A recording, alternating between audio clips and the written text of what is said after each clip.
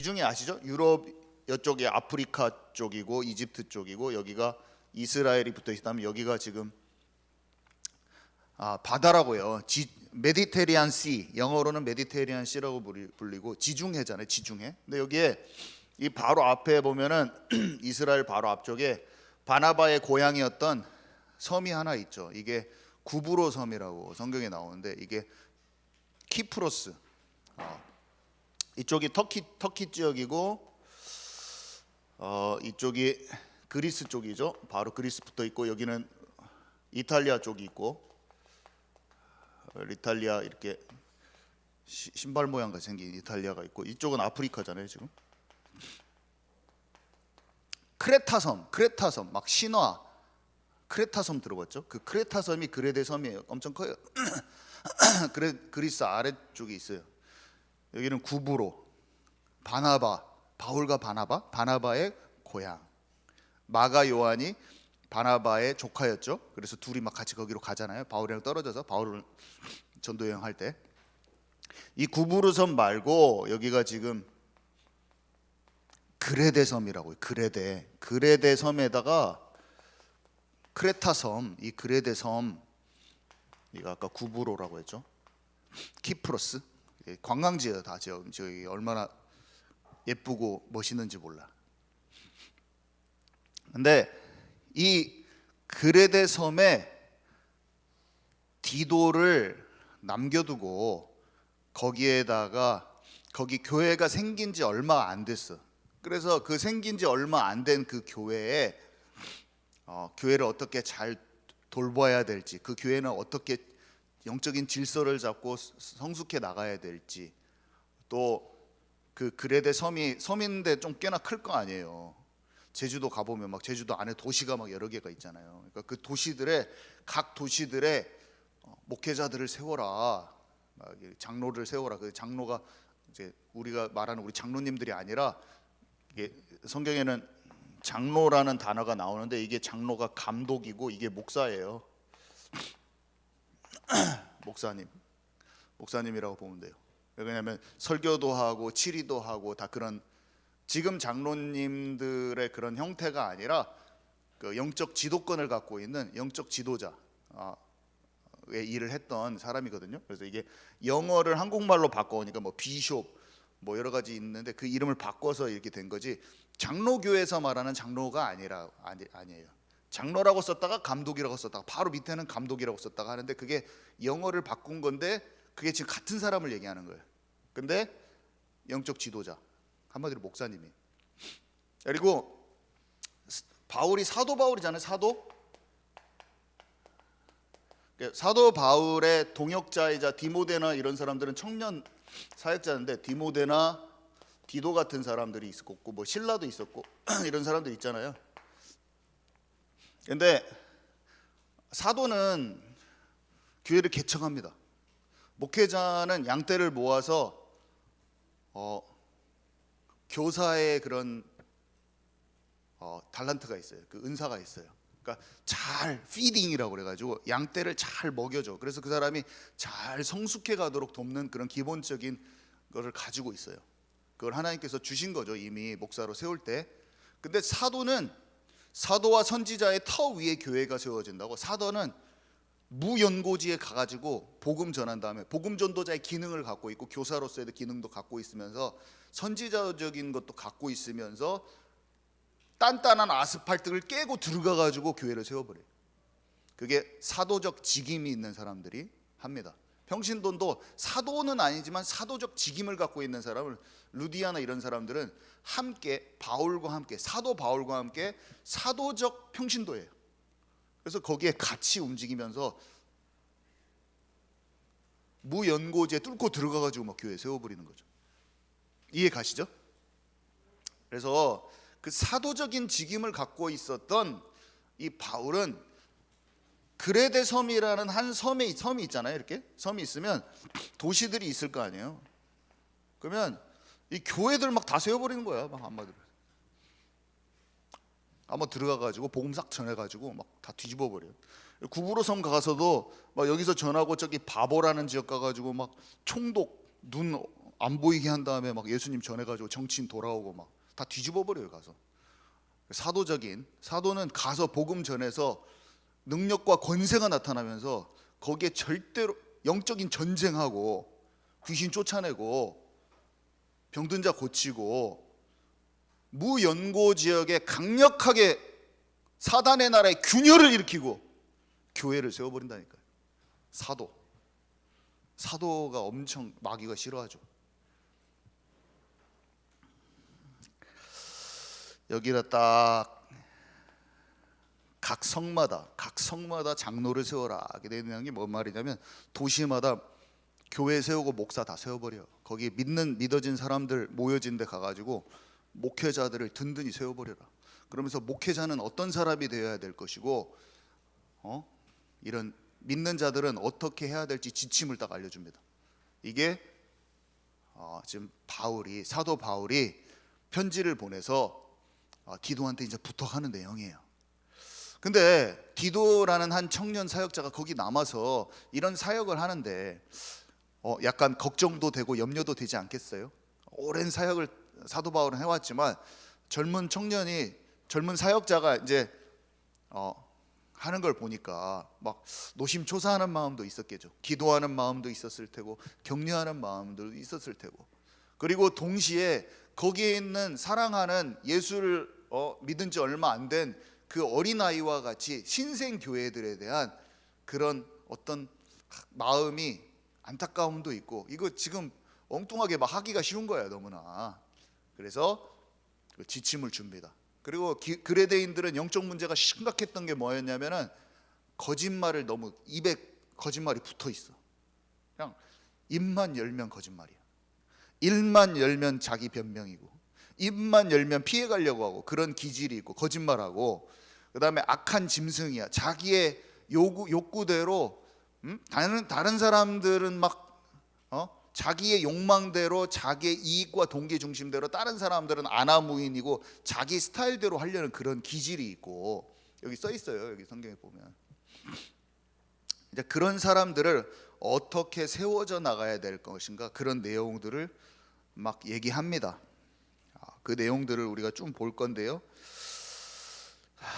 제가 막 설명을 해버렸는데, 자, 첫 번째, 남겨둔 자. 그래서 남겨진 거예요. 그레데 섬에 디도가 남겨졌어요. 바울이 시켰어요. 한마디로 너는 여기서 같이 이제 복음 전했겠죠. 과거에 복음 전했는데 거기에다 한 섬을 맡겨버린 거예요. 한 섬을 맡겨서 여기 좀 교회를 돌보도록.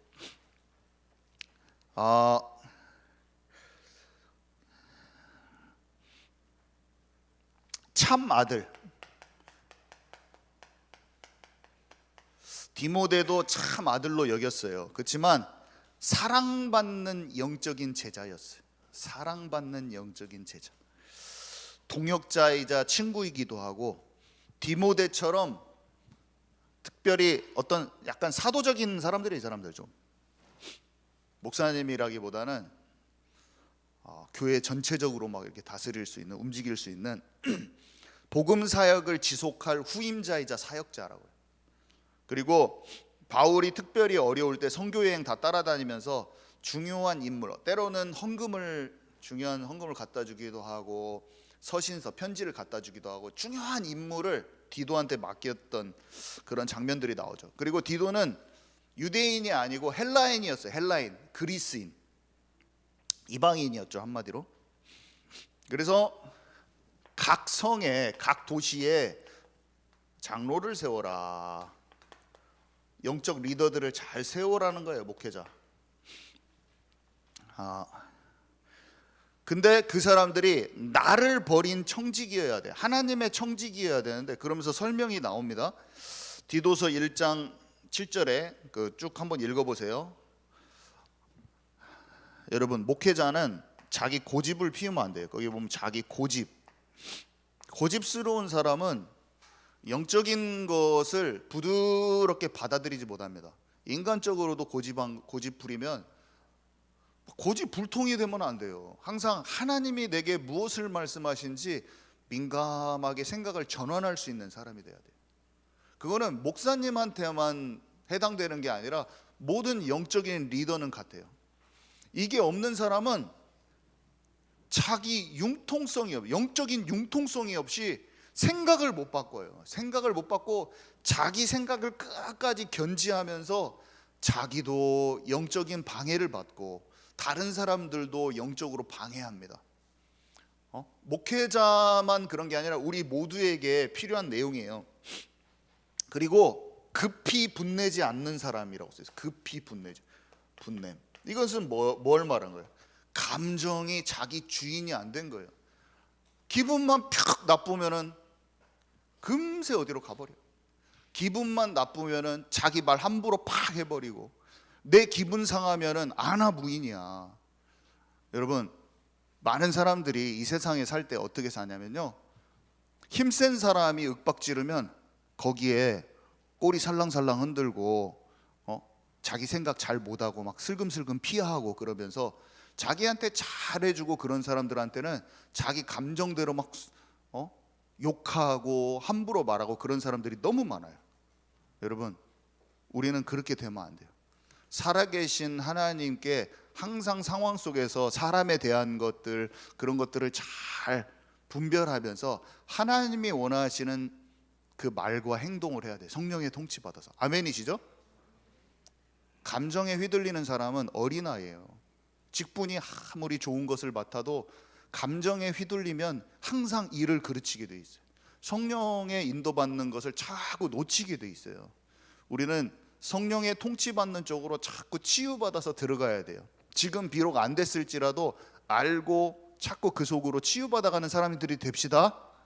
네, 좀 안 될 수 있지만 나는 이렇게 방향을 잡아야겠다 그러면 그 사람 치유됩니다. 나에게 영적인 융통성이 여러분에게 좀 없을 수 있어요. 여러분의 감정에 따라서 좌지우지 잘 되는 그런 성격일 수 있어요. 지금부터 여러분 준비를 하세요. 여러분들이 목회자가 되든 안 되든 상관없어요. 장차 여러분이 성장했을 때 여러분이 든든한 이런 리더가 돼야 됩니다. 자, 그리고 술을 즐기지 않았어요. 거기 술을 즐기지 않습니다. 술 어떤 사람이 이렇게 말하는 사람이 있어요. 목사님, 술 먹었다고 지옥 갑니까? 근데 이 말은 제가 지금 여기서 심지어 여기서 맥주를 가져와서 맥주 시원하게 한 캔 먹는다고 제가 지옥 가진 않을 거예요. 지옥 간다고 생각하세요? 지옥 안 가요. 근데 술을 즐기잖아요. 그러면 이성이 마비되면서 사단에게 아주 속기 쉬운 상태가 돼버려요. 술이 얼마나 사람들을 망치는지 여러분들 잘 모르실 거예요. 술이 음란의 문을 다 열어버립니다. 술이 이성을 마비시켜서 도박과 각종 중독의 문을 다 열어버려요. 여러분, 정말로 여러분 어릴 때에 작은 것을 정확하게 통제하고 절제할 수 있는 힘을 기르시기 바랍니다. 다 무너지는 거예요. 제가 얼마나 많이 무너지는 사람들을, 제 주변에만 무너져 있는 사람이 여럿입니다. 그 술이 아무것도 아니라고 생각해서 절대로 왜 이렇게 술을 굳이 써놨을까요? 그죠? 얼마나 많은 사람들이 거기서 술로 망가져 있었으면 이 말을 써놨겠어요. 절대 술에 대해서 함부로 여기지 말라. 가볍게 여기지도 말고. 자, 그리고 싸우고, 늘 갈등하고 싸우는 거야. 왜 싸울까요? 자기 고집 피워서 그런 거야. 한마디로 구타한다고 돼 있는데 언행이 폭력적으로 나오는 거야. 왜 그렇습니까? 하나님의 눈으로 볼 수 있는 힘이 없으면 목사도 맨날 싸우는 거예요. 목사가 장로하고 싸워가지고 소송 걸고 있는 교회가 한두 군데인 줄 아세요? 사랑은 허다한 죄를 덮는데, 그거는 이미 목사하고 성도하고 지금 고소 걸었다. 이미 사단한테 다 먹힌 거예요. 이미 다 끝난 거예요. 여러분, 목회자만 이렇게 돼야 되는 줄 아세요? 목회자가 이렇게 하는 게 아니라 우리 모두가 다 복음의 눈으로 사람을 볼 수 있어야 돼요. 안 그러면 다 무너지는 거예요. 사단의 놀이터. 교회인데 사탄의 놀이터. 목회자하고 장로하고 두 패로, 그러니까 장로님 측에서 두 패로 갈라져서 목회자랑 싸우다가 목사님이 자살해 버리더라고요. 제가 몇 년 전에 그런 교회를 봤는데 너무나 마음이 아프더라고요. 그 교회 하나님이 사랑하셨을 것 같아요. 사랑하시고 잘 되기를 원하는데 사단한테 잡혀가지고 그렇게 고생하는 거예요. 이게 똑같은 거예요. 우리가 가정에서나 교회에서 거기까지 갔냐 안 가냐. 우리는 목사님 자살하진 않았는데, 우리는 장로님들하고 소송까지는 안 걸었는데, 소송을 걸고 자살한 게 문제가 아니라 그 밑바탕에 깔린 게 영적인 흐름이 어떻게 인도받고 있느냐. 지금 이게 문제인데, 우리가 진짜 갈등 없이 성령 안에서 하나 된다. 우리 교회 참 많이 돼 있죠. 성령 안에서 하나 되는 것을 경험하고 어둠이 완전히 쫓겨나가는, 갈등을 넘어서는 참된 하나가 되는 그런 교회를 숫자가 적어도 꼭 경험을 해야 됩니다. 아멘이시죠? 우리는 다 어둠의 세력을 쫓아내야 돼요. 자, 그래서 돈 욕심 또 은근스럽게 돈을 딱 쥐려고 하고, 목회자도 마찬가지고 모든 여러분들이 영적 리더일 때 내가 중요한 자리로 가게 돼 있습니다. 항상 작은 일에 충성되게 하면 돈을 절대로 움켜쥐는 사람이 되면 안 된다. 성령의 막힘없는 통로가 되기 위해서 돈이 일만하게 뿌리예요. 돈은 잘 사용하면 하나님 나라를 크게 확장하는 데 쓸 수도 있고, 돈을 움켜쥐는 순간에 다 망해버려요. 그냥 여러분, 돈 욕심 완전히 내려놓는 영적 리더로 준비하시기 바랍니다. 별로 없습니다, 이런 사람. 결국에는 자기가 움켜져 버려요. 많이 그래요.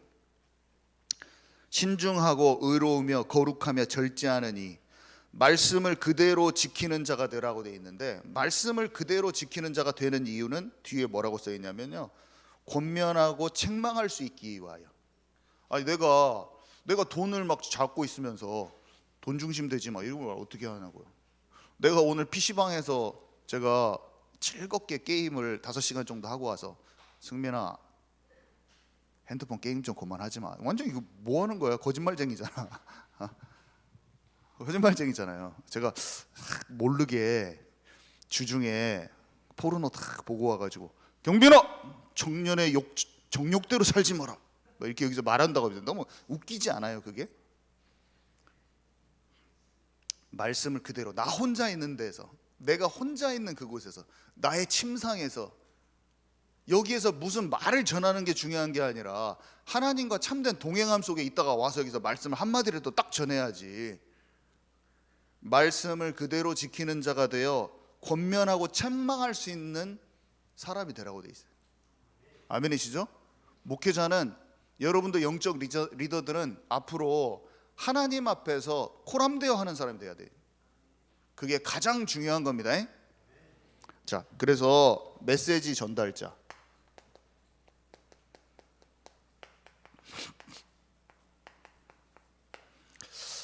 정말 유명한 목회자들이 넘어진 것을 많이 봅니다. 정말 목회자가 한번 넘어지면, 지금 목회자에 대한 얘기를 하고 있는데, 목회자가 한 명 넘어지면 어떻게 되면 교회가 전부 다 상처 입어버려요. 교회의 뿌리가 송두리째 흔들려 버리는 거예요. 우리는 진짜 준비를 해야 돼요. 여러분들이 목회자가 될 수도 있고 나중에 중요한 중직자가 다 될 거예요. 그런데 준비되어 있지 않으면 하나님의 나라를 굉장히 훼손시키는, 하나님의 교회를 망령되게 만드는 사람이 되는. 어떤 사람은 위치가 대단한 자리를 안 가도 그 사람만 보면 교회의 영광이 보이고, 그 사람만 보면 하나님의 교회가 너무 멋져 보이는데, 어떤 사람은 볼 때마다 교회가 훼손되게 느껴지는 거야. 볼 때마다 아이고 교회 내가 왜 다니냐, 이런 생각이 드는 거예요. 그레데인들이 어떤 사람들이었냐면요, 특징이 거짓말쟁이요, 악한 짐승이요, 자기 배만 위하는 게으름뱅이였어요. 부당한 방법으로 자기의 쾌락과 만족을 추구했지, 게으름뱅이, 거짓말, 그러니까 육신의 체질이 어떤 상태냐면 그 특징을 얘기하는 거예요. 그 그레데 사람들의 그런 영적인 특별히 더 많이 속는 부분, 어떤 지역과 시대와 문화에 따라서 일본 사람들은 일본 사람의 특징이 있잖아요. 한국 사람은 한국 사람의 특징이 있고, 우리 가문에서는 알코올 중독이 잘 걸린다든지, 이 가문은 음란에 잘 속는다든지, 가정과 가문도 그런데 나라와 이 국가들도 그 지역만의 특색이 있어요. 어디는 필리핀은 천주교 마리아를 막 많이 섬긴다든지 뭔가 그런 게 있다고요. 근데 이 그레데 사람들은 특징이 뭐였냐면 거짓말을 잘해. 말만 하면 그냥 거짓말만 해가지고 둘러치고 막 그걸 잘하고, 자기 이익만을 위해서 자꾸 그렇게 얘기하고, 그 다음에 게으름뱅이, 게으름을 그렇게 게으른 거예요. 규모가 다 깨져 있는 거예요. 규모가 이 특징이었거든요. 근데 바른 교훈을 말하라, 한마디로 복음을 말하는데 무엇입니까? 이 복음과 실제 마귀를 이기는 삶이 딱 일치되는 삶을 딱 얘기하도록 전달해 주라고 한 거예요. 바른 교훈을 말하라, 막 교리적으로 교훈을 말하라, 도덕적 윤리적 교훈을 말하라는 게 아니라 살아계신 하나님과 진짜 함께 했을 때 복음으로 성령과 동행해서 죄를 이기고 마귀를 이기고 옛 체질과 습관을 이겨버리는, 실제 살아있는 하나님과 동행하는, 성령의 통치받아서 혼이, 마음, 생각, 정신, 감정이 균형 잡혀서 하나님의 나라가 그 마음에 이루어지고 삶에까지 하나님의 나라의 일이 이루어지는 복음과 삶이 일치된 사람의 교훈을 하라, 이 말이에요. 아멘이시죠? 아니, 이렇게 막 뭐를 지켜라, 도덕적 윤리적, 이거 아니에요. 근데 하나님의 사람은 더 잘 이깁니다, 실제로. 그래서 사람들을 일으켜 세우라고 하면서 여러 가지 얘기를 하는데, 나이 많은 사람들은 절제하고 경건하고 신중하며 성령의 통치받는 그 언행 심사를 얘기하는 거거든요. 참다운 믿음으로 사랑과 인내를 하고, 나이 많은 여자들은 거룩한 행실과 모함하지 않고 술 취해 지내지 말라라고 돼 있어요. 이 나이 많은 사람들이 술 취해서 지내는 사람들이 많은 거예요. 제가 어떤 기독교인 한 분을, 여자분을 만났는데 냉장고에 씨앗이를 탁 해놓은데, 소주를 씨앗이를 탁 해놔가지고 저녁 먹고 딱 9시가 되면 꼭 꺼내가지고 그걸 쫙 마셔야 된다는 거예요. 근데 이게 자기의 삶의 딱 낙이라는 거예요. 권사님이요. 그게 자기의 즐거움인 거예요, 그 시간. 술 취해서 인생이 매일 먹어야 해요. 근데 어떤 사상을 갖고 있냐? 예수 믿으면 괜찮은데, 이런 거 자기 그냥 취미 생활인 거예요. 별거 아닌 것 같죠? 아니요, 그게 삶을 지배하고 있는 거예요. 그게 삶을 지배하고 있는 거라니까요. 여러분, 이것에서 완전히 벗어나시기 바랍니다.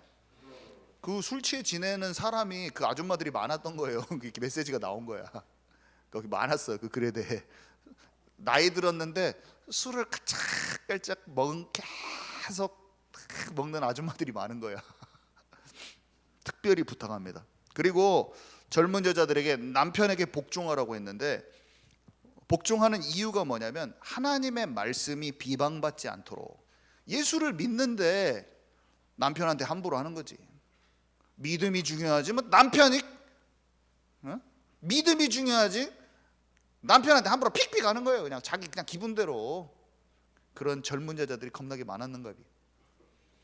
젊은 여자들이 전반적으로, 왜냐, 함부로 말하고 내 주장을 펼친다고 믿지 않는 남편이나 치유받지 않는 남편이 이렇게 돌아오는 게 아니에요. 내가 그렇게 함부로 하면, 예수를 믿어도 남편한테 실제로 복종하지 않고 함부로 하잖아요. 그러면은 그 사람이 하고 아무리 사역을 하고 뭘 해도 그 사람의 말씀이 비방받아요. 다른 사람들이 봤을 때, 아이고, 남편 말도 안 듣고 남편 말에 한마디 귀뚱해도 안 듣는데 사역한다고 돌아다니는 그것이 성령님도 안 받고 있구나. 사람들한테 그 말만 들어.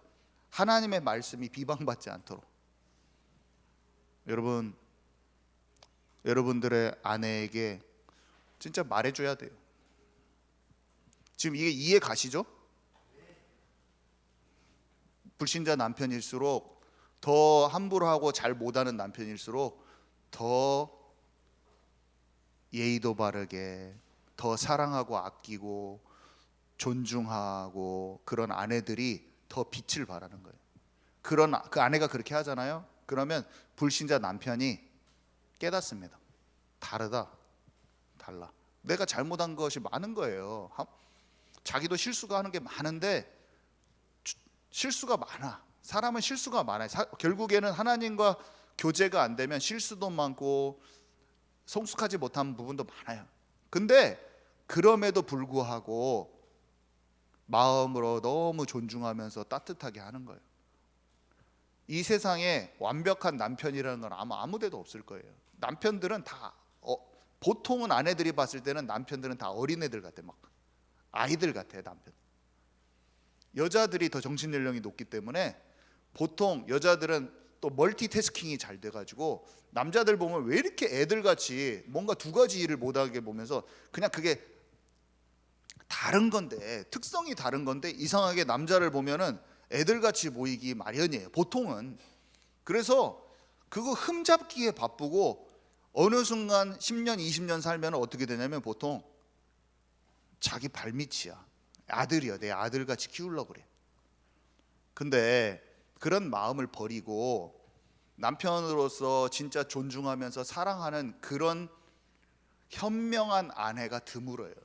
근데 성경은 정확히 말해주고 있어요. 뭘 말합니까?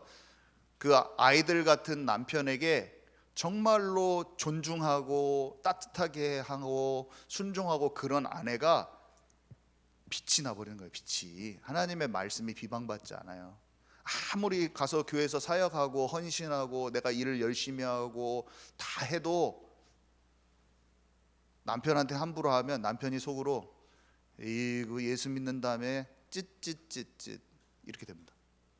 아멘이시죠? 분명히 얘기하고 있어요. 하나님의 말씀이 비방받지 않도록 남편에게 복종하라. 이 말씀이 치유가 돼야 돼요. 많은 예수 믿는 젊은 아내들과 예수 믿는 여자들이 치유받아야 된다고 생각합니다. 아멘이시죠? 젊은 남자도 마찬가지예요.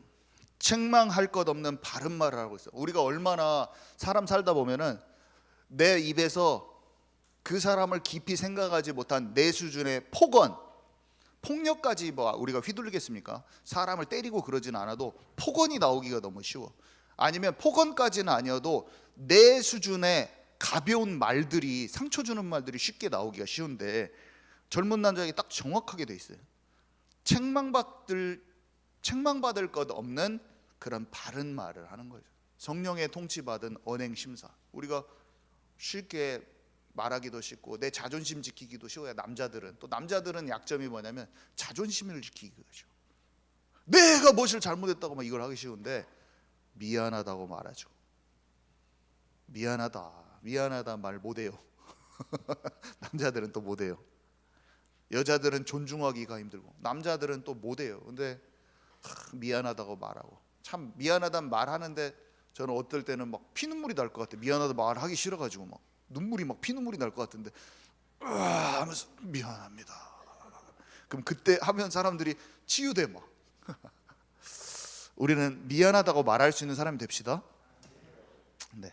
그래서 이렇게 하면 하나님의 가르침이 빛이 난다고 2장에 써 있습니다. 하나님의 가르침이, 이 교훈이 빛이 난대요.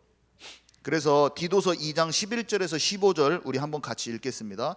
디도서 2장 11절에서 15절 모든 사람에게 시작.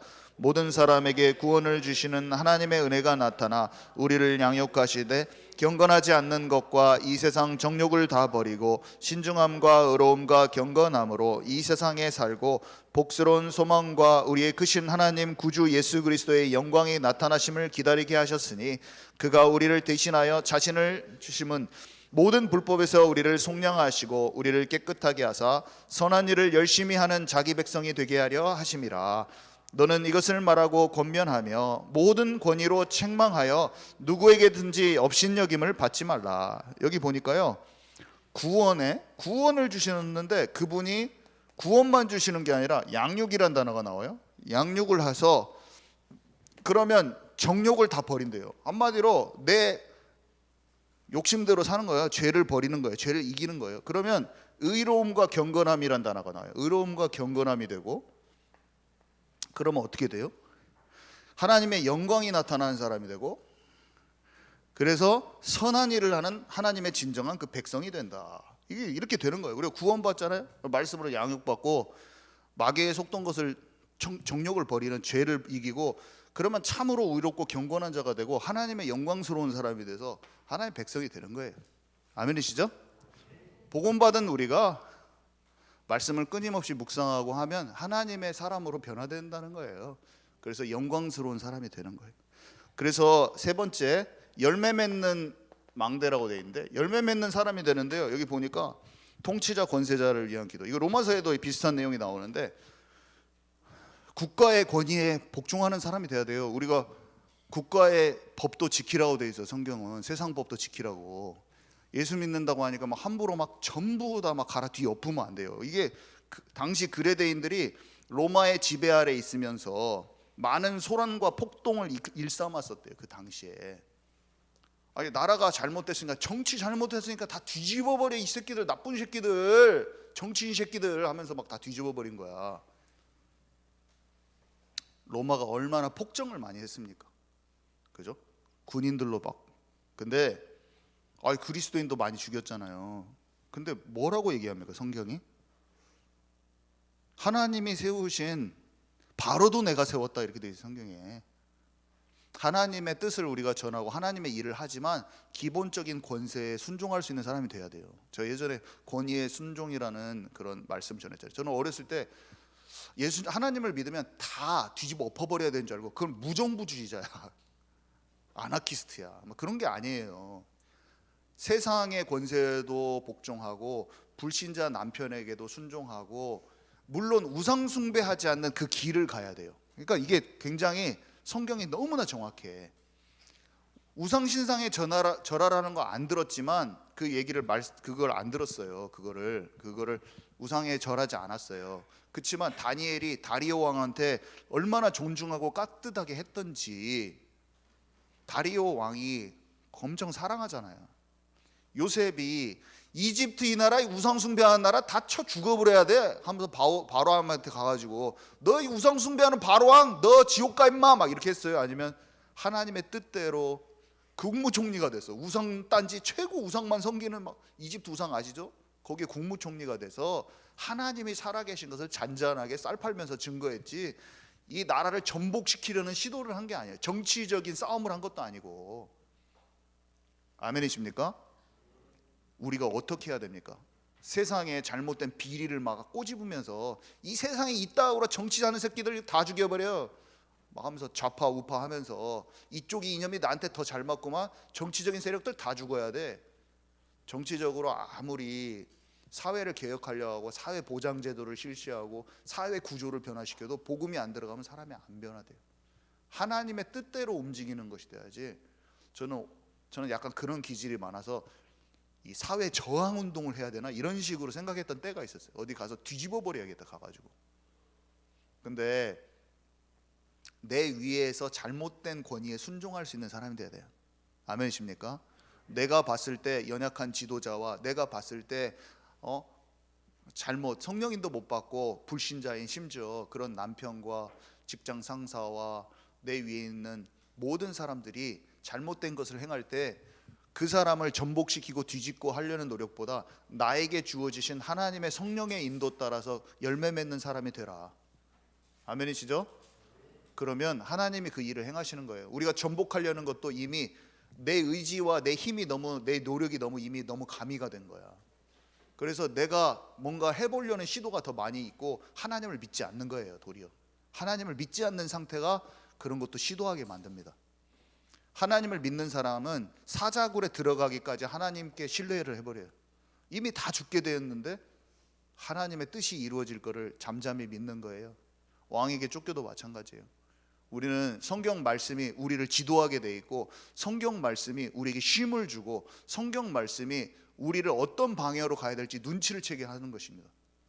우리는 우리 삶에 여러 가지 것을 뒤집으려고 하지 말고 나를 향한 하나님의 계획을 민감히 아는 자가 돼서 그것을 실제로 열매 맺는 자가 되십시다. 네. 그래서 순종하지 않았던 것에서 긍휼을 입은 자라고 그랬어요.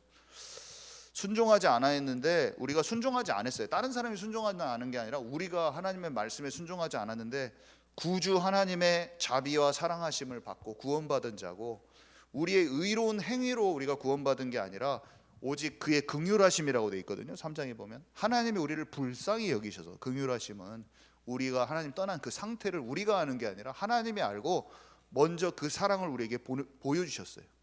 우리는 그 사랑을 느끼고, 예수님 통해서 우리가 구원받은 게 얼마나 그게 사실이고 가치 있고 소중하고 세상의 어떤 것과도 바꿀 수 없는 것을 알고 그 사랑을 느끼고 우리가 주님께 사랑한다고 말할 수 있는 거잖아요. 저는 가장 기뻤던 게 뭐냐면, 지식적으로 성경 엄청 우리 집에 굴러다니고 오랫동안 교회 다녔지만 하나님이 정말로 나를 사랑하셨다는 게 느껴진 그날, 32살 때